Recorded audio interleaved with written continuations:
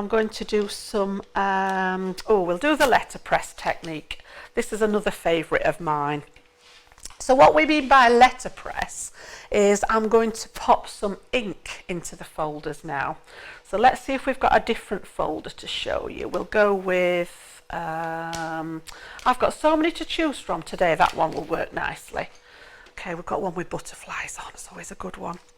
So I've just got some nice smooth stamping card this time, and what I'm going to do is I'm actually going to put some ink into my folder for this one. So you've perhaps seen this done before, but I wanted to include it in my sort of little list of techniques today, because it's another one that's a real wow factor when you give it a go. So the biggest question I get asked with this one is, which side of the folder do you use? All right, so if in doubt, the easiest way is to ink both sides. Pop your card in and you'll get ink on both sides of it, and you can decide then which one you want to use.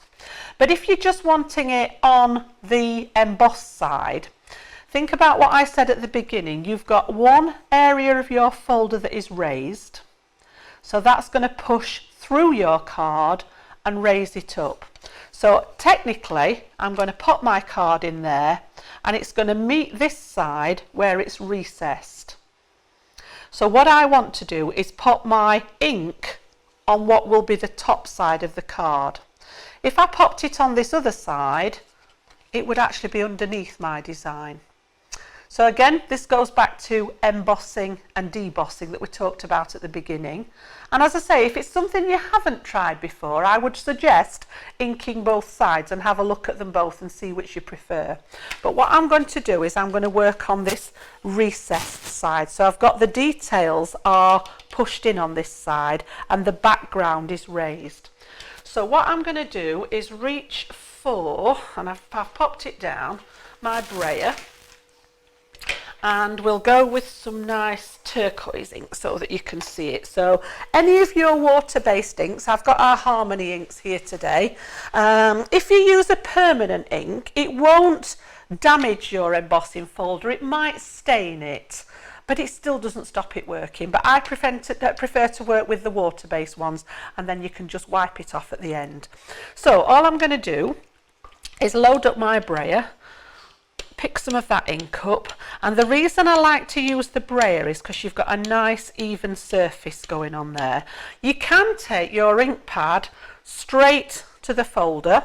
Because these have got a foam pad on them, you can go straight to the folder with it, but I like to use my brayer so that I know that I've got a nice flat surface here, and I'm just going to transfer the ink onto that side of the folder.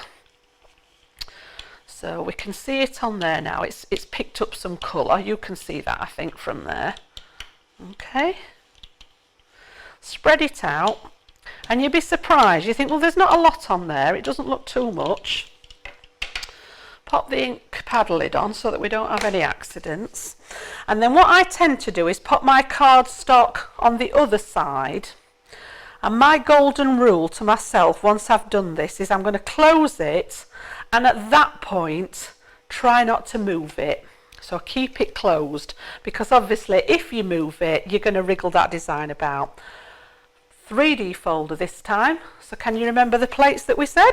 We want a clear plate, we want a magnetic shim to build up a little bit of depth, the thicker folder adds the rest of the depth, and then our plastic shim for the top one. And then we'll pop that through the little Gemini again. It's had a 2-minute rest, so it's ready for the next one. And what that's going to do, it's going to press my embossing up through the cardstock, but it's also going to transfer that ink as well into the background. And again, very little effort, but a really, really nice. Let's see if we can get a reveal on there. Okay, so we'll have a look already. See, we've got it there, we can see. So when we open this up now, look at this. I lift this up for you now so that we can see.